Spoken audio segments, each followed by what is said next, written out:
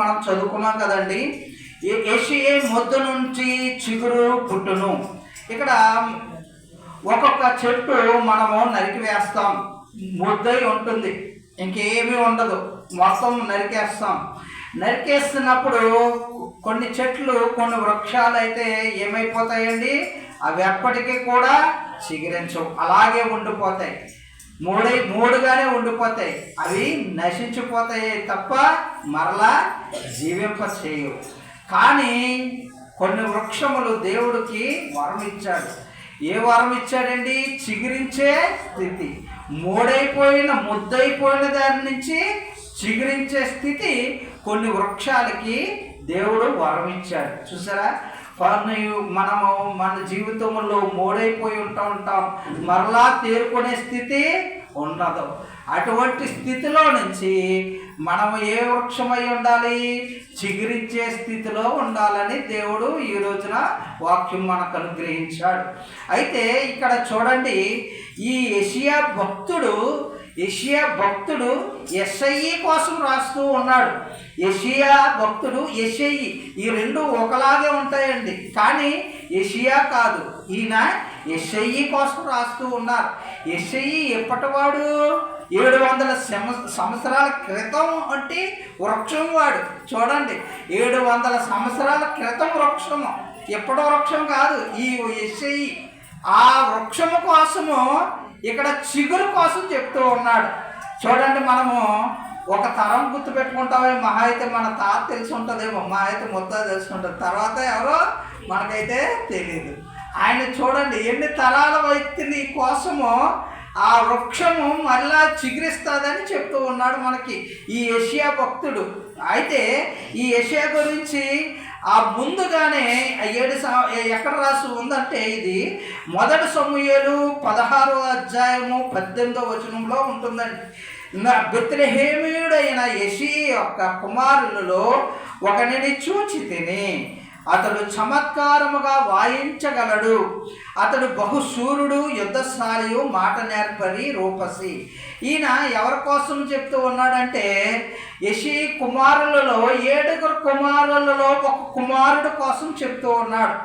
ఈ మాట యెషయా కుమారుల్లో 7వ కుమారుడు, చిన్న కుమారుడు దావీదు కోసం చెప్తూ ఉన్నాడు. ఏమని చెప్తూ ఉన్నాడు? వాయిద్యము బహు చాకచక్యముగా, చమత్కారముగా వాయించగలడు, అనగా దేవుని యొక్క దైవ జ్ఞానము బట్టి ఆ నైపుణ్యత కలిగి ఉంటారు. అయితే మనము నైపుణ్యత కలిగిన వారు బిడ్డల వలె ఉండాలని దేవుడు ఆశపడుతూ ఉన్నాడు. ప్రతి పనిలోనూ అది ఎలా అనుగ్రహిస్తాడు? పాటల్లో నైపుణ్యత, అలాగే వాక్యములో నైపుణ్యత, ప్రసంగము కాకుండా దేవుని మాటలు, అదొక్కటే కాదు, దేవుని మాటలు వివరించి చెప్పడము, మరలా ప్రతి పనిలోనూ, లోకములో ఉన్న పనుల్లో కూడా నైపుణ్యత, చిన్న పనుల్లో కూడా నైపుణ్యత కలిగి ఉండాలని వాక్యము ద్వారా సెలవిస్తూ ఉన్నాను. ఆ నైపుణ్యత ఎలాగొస్తుందంటే దైవ జ్ఞానం బట్టి, దైవాత్మ ద్వారానే వస్తూ ఉన్నది. అయితే ఇక్కడ చూడండి, ఈ బెత్లెహేమీయుడైన యెషయా కుమారులలో, అంటే సాధారణమైన కుటుంబం, అదేమి రాజుల కుటుంబం కాదండి, అదేమి ఆ ఉన్నతమైన కుటుంబం కాదు, సాధారణమైన కుటుంబం. బెత్లెహేము చిన్న గ్రామం, ఆ పట్టణంలో చిన్న కుటుంబం అది. ఆ కుటుంబం రాజుల వంశంలోంచి కాదు.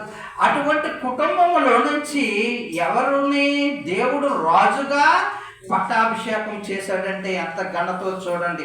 ఆ కుటుంబము నుంచి ఉన్నతమైన స్థానము, రాజు యొక్క స్థానము 7 కుమారులు దావీదును, చివరివాడైన దావీదుని ఎంచుకొని అంతటి ఘనత వహించాడంటే చూడండి.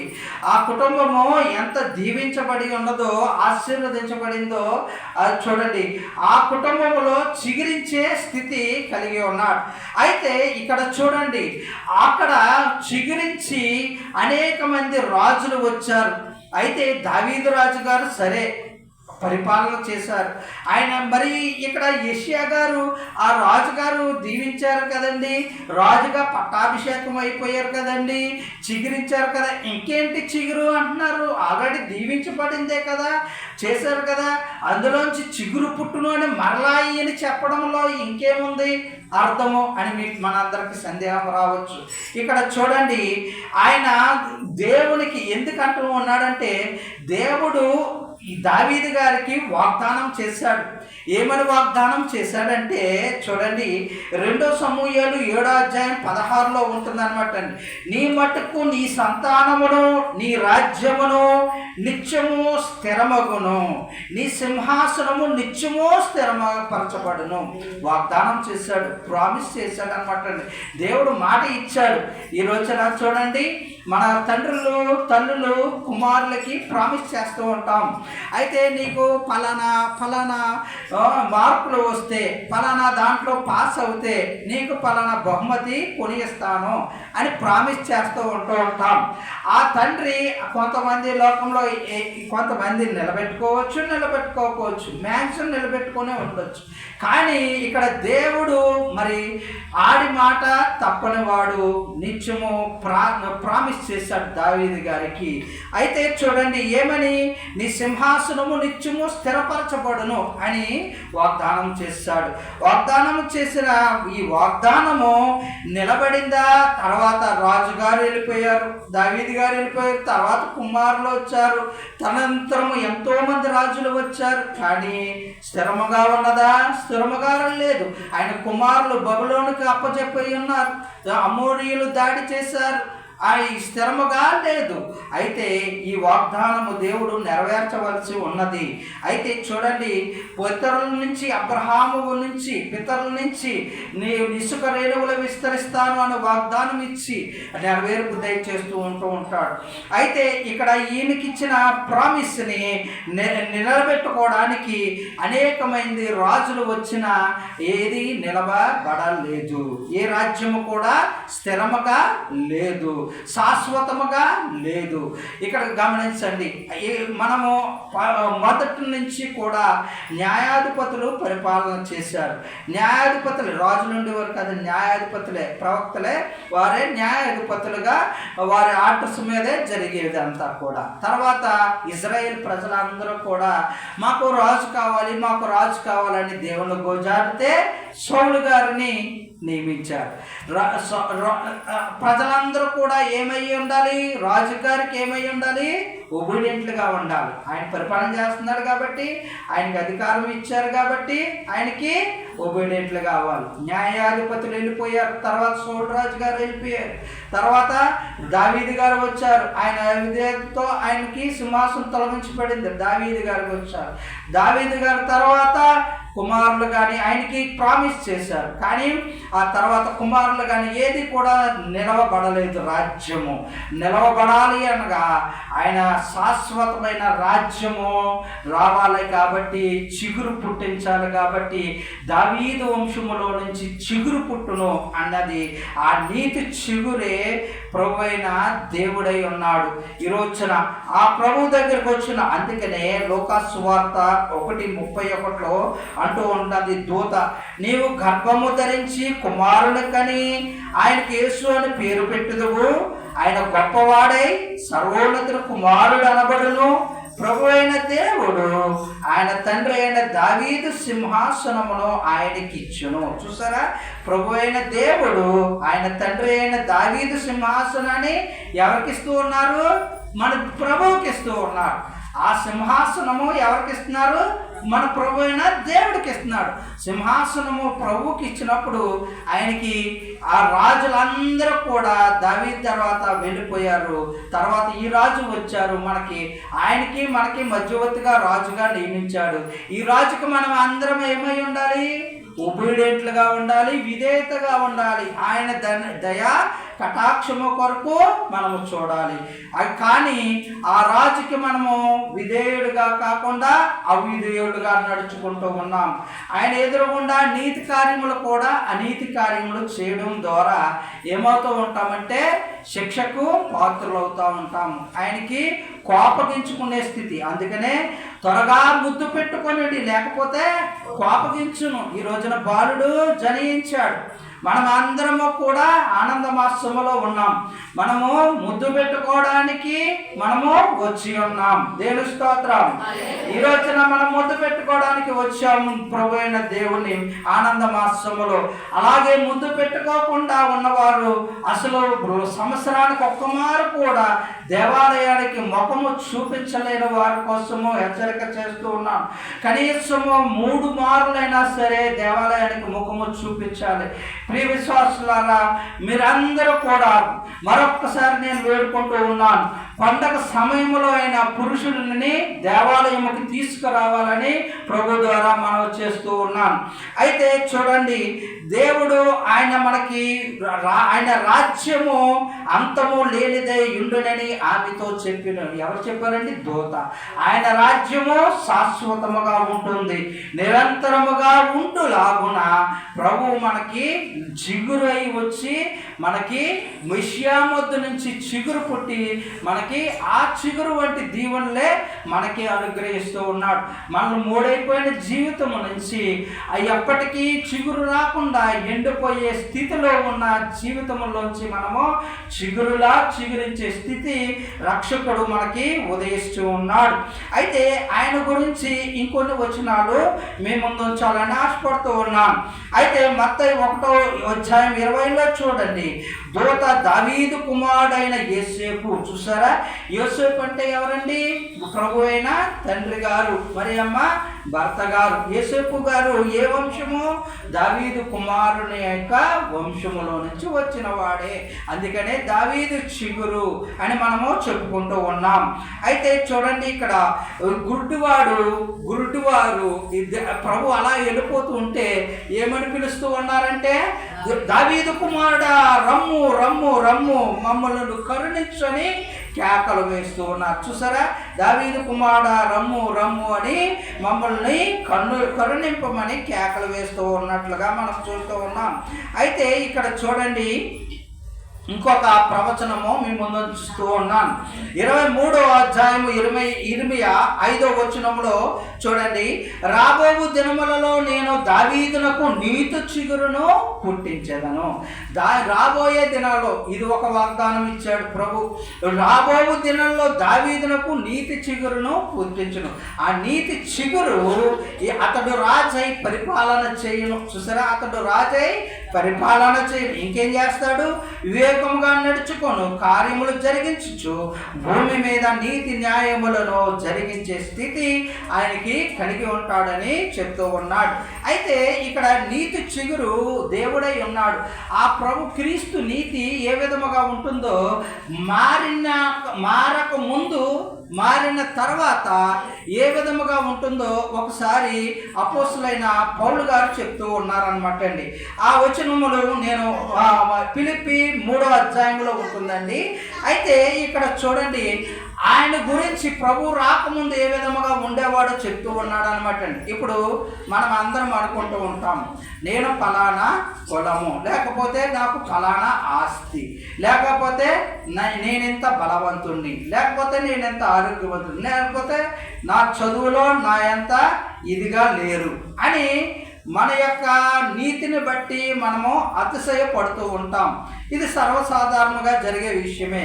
అలాగే మారక ముందు పౌలు గారు ఆయన గురించి ఆయన ఏం చెప్పుకుంటున్నారో చూసినట్లయితే, నేను 8వ దినమునే సున్నతి పొంది తిని, అంటే నేను ఎంత శరీరమును సున్నతి పొంది తిని 8 దినాన, అంటే ధర్మశాస్త్ర విధముగా నేను ఎంతో ఘనుడిని అని చెప్పుకుంటూ ఉన్నాడు.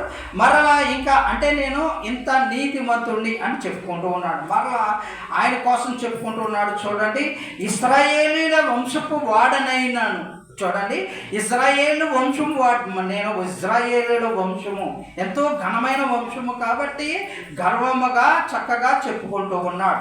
ఇంకను ఏమని అతిశయపడుతూ ఉన్నాడు? బెన్యామీను గోత్రము, 12 గోత్రములో మంచి గోత్రము బెన్యామీను గోత్రములు పుట్టి హెబ్రీయుల వంశ సంతానమైన హెబ్రీయుడును.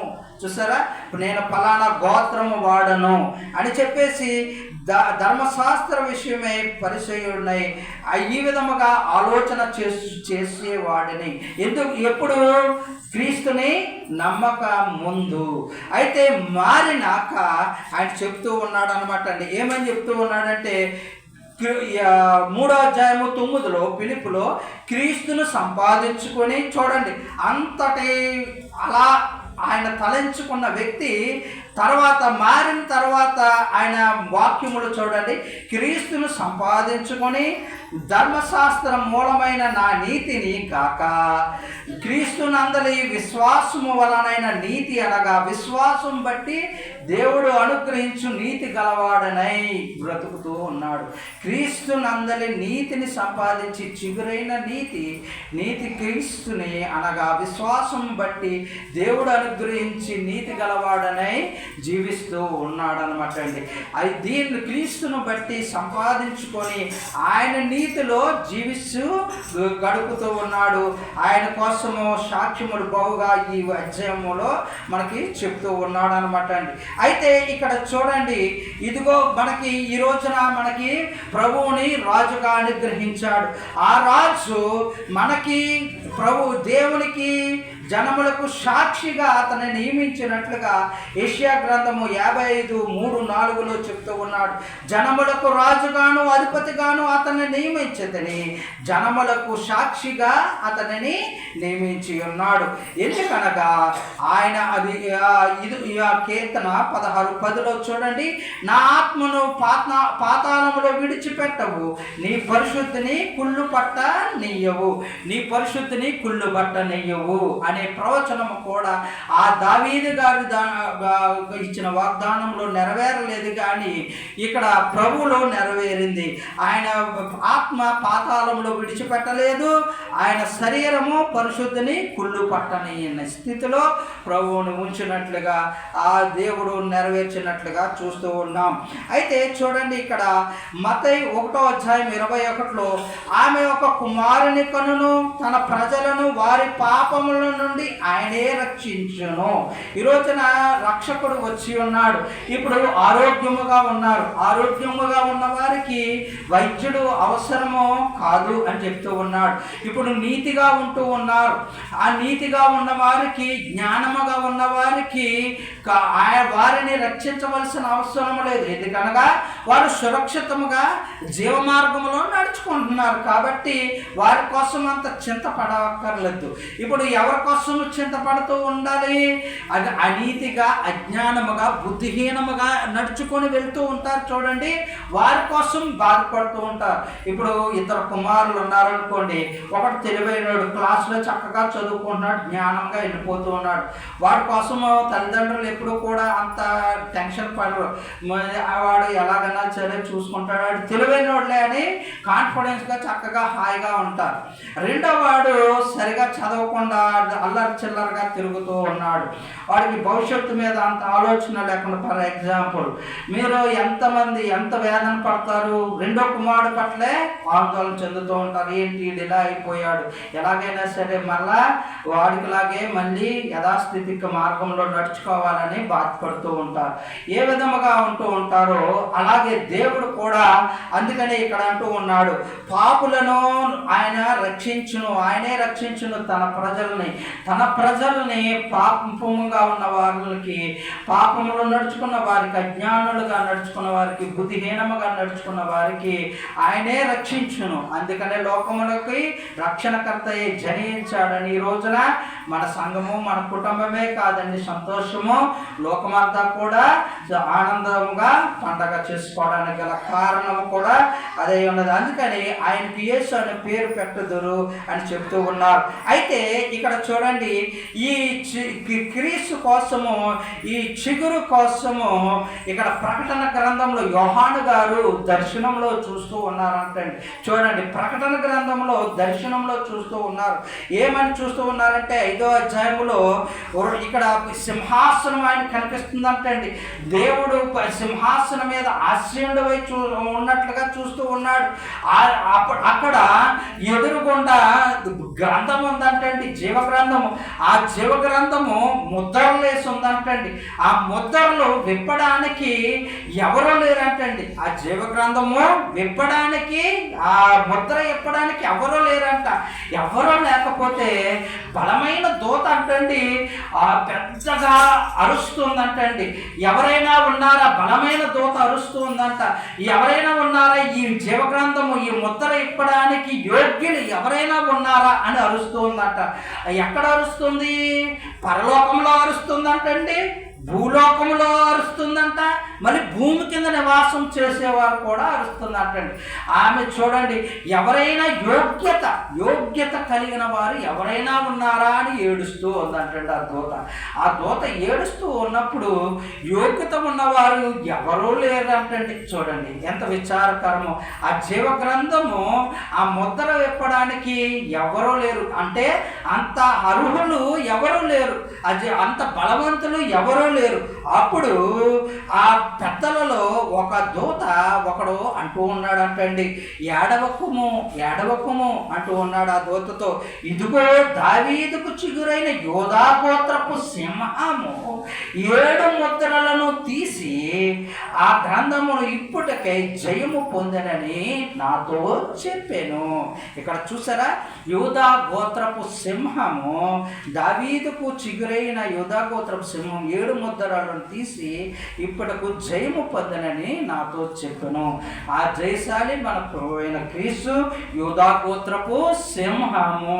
మనం అందరము కొంతమంది లోకంలో ఈ మధ్యన గొర్రె అని ఈ సోషల్ మీడియాలో అంటూ ఉన్నారు. యూదా గోత్రపు సింహం అని వారికి తెలియక ఈ విధముగా అపార్థం చేసుకుంటూ ఉన్నారు.